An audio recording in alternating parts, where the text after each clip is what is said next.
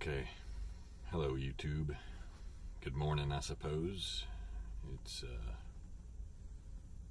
21st of February 2019, 8:30 in the morning. Eastern time, 7:30 where I'm at in Kentucky. One of the things you got to remember to look out for when you're trip planning is your time zone change, which for me is a problem a lot because I'll forget I'm going into a different time zone. Won't even think to look because I run the East Coast mostly. But I get over here to Kentucky and Louisiana and all that sometimes, and Alabama. So I figured I'd do a week in the life of. Just to give y'all an idea of how many miles you're going to run. And so on. So, my first day, Monday, it's Thursday now. We'll see where I'm heading tomorrow. And I'll have to splice it together, but hey, that's what happens. So Monday I ran about 435 miles, running for Target. Went all the way up to Alabama.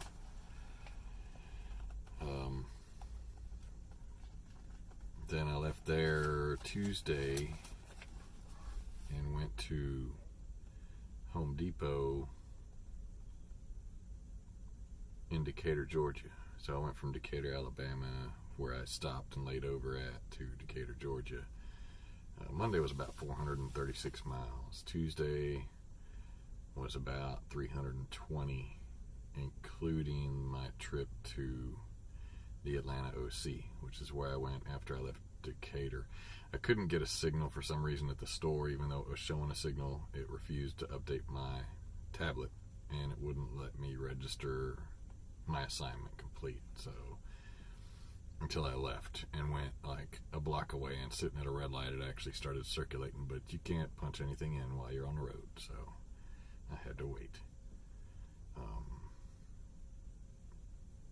So yeah, my Wednesday was about 375 miles. I went, where'd I go? I came here to Kentucky to drop off at one of the chicken plants, drop off a load of pallets from Alabama to Kentucky. No, I'm sorry, Georgia. I was 30 minutes from there, from the OC, to pick up the pallets. It took them about 2 hours. Last time I was there, it took them an hour. Chicken plants, food plants, any kind of food place you go to, and International Paper. When you pick up a trailer and you know you're going there, you better clean it out. They are very picky. And IP, if you have like busted rivets on the side of your trailer, they won't take it. If any of y'all are watching that plans on going to any kind of IP, regardless of who you're working for, I went to one, I watched them turn a trailer away that had popped rivets on the side, even though they were just mashed by a trailer that had sideswiped that trailer, I guess. I don't know. The rivets had been kind of shoved to the side. The wall wasn't coming apart or anything, but, they're really picky. And I can understand why. I mean, they're putting rolls of paper on there, a good 44,000 pound load. You don't want that trailer falling apart. Or they don't want it falling apart, and neither do you, because, if that falls apart while you're driving down the road, you're going to be the one at fault. More than likely. I'm not 100% sure, but you can be at fault for that because you didn't verify your trailer had structural integrity.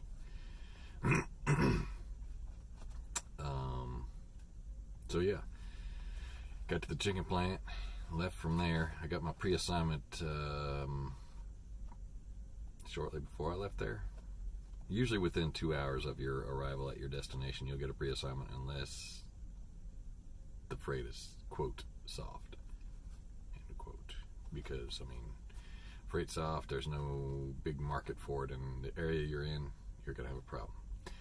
So I got my assignment for this one. It was like 116 miles. I drove 124 total to get here. Had to go drop the empty I picked up at the chicken place and pick up a loaded from there that someone had busted the seal on. This happens all the time because people are children.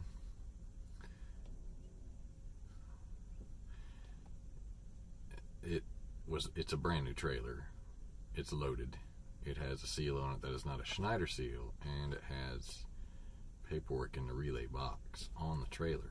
Yet you're still going to bust the seal to see if it's empty because you're a child and think you need to have a brand new trailer. Just grab whatever's there. If there ain't one, there ain't one. If it's not on the list in the app, Schneider has an app, the Compass app. When you're actively assigned to an assignment, you can actually see the empty trailers at the area you're at. If there's one there that's not on the list and the doors aren't open, it's got a seal on it. If it's not a Schneider seal, don't be busting seals like an imbecile. There's no reason for that at all.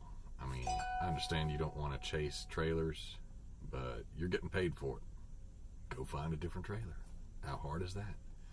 Sometimes they will send you to the same place a couple of times. If they try and send you to a place you were just at for an empty, yeah, make sure you call your DBL and let them know. Some DBLs are stubborn and will say go anyway. I haven't had that issue. So now I'm waiting on my next assignment, which is probably going to take a little bit longer than usual because they're supposed to start routing me towards the house. When you get to, if you're out 3 weeks, you're probably going to get assignments rather quickly until the end time. Every time it's time for you to go home, it's going to take you a little bit longer to get an assignment because they have to look for something that's specifically going to take you in the direction you need to go to get to your house. If your weekend's off, or like every 3 weeks off, or whatever days you're supposed to have off, come that day that you're supposed to be off, do not expect to get that day off. Sometimes it's just not going to work. Expect the worst, and then when you get home on time, it's going to be awesome because, hey, you're home on time. I've gotten to the point where I don't expect to get home on time because that's just the way the cookie has been crumbling lately. I'm trying to work on my property on Saturdays. I can't get home on time. I can't get up to go work on the property because I'm too worn out. I'm just sick and tired of running around.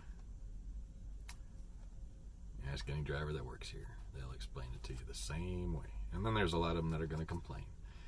Drivers complain about every little thing. I want to do this. I want to do that. I've been on both sides of the fence. I've been in the logistics inside the building and in operations, and I've been outside here on the road now. I know where the people inside the building are coming from, and half the time what's happening is not their fault. It's productivity issues, people not showing up for work, makes load times take longer. And check-in times. Now, some of these places are just jerks. There's one that I was at that even picking up an empty, you had to wait in a line with a bunch of other drivers before you could even get into the lot. You had to park your truck out there, go inside the building, wait in a line of about 8 people with one window checking you in, and that was a cluster. But it'll happen. There's good and there's bad places to be picking up at. Just read the reviews on Google before you go there, and you'll see most of the time. 99% of the time. The one I'm at now says it's a quick unload, quick load, quick times. But I got here early. I like to get places at least 30 minutes early. It helps to try and plan your trip to get there at least 30 minutes early. That way, if there's any downtime, if they take more than 2 hours, at Schneider you get paid